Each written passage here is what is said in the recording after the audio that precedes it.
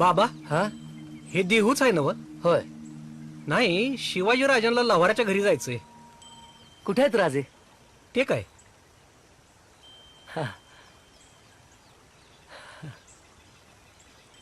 चला दाखवतो. चला.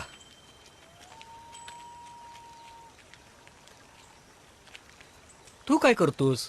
काही नाही, काय नाही? दुकान आहे, थोडी जमीन आहे.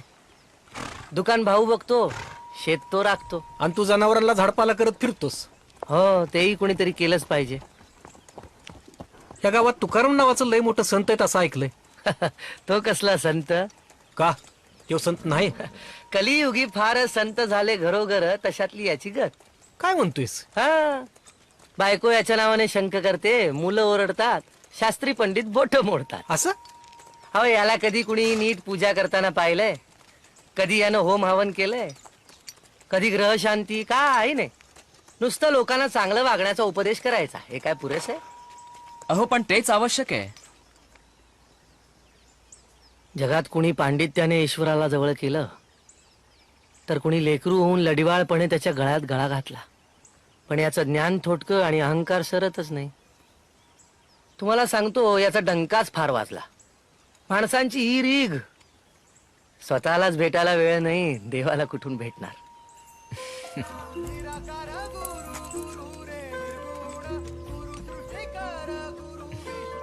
लक्ष्मण म्हणाला होताच, बुवा इतके साधे आहेत तुम्ही ओळखणारही नाही.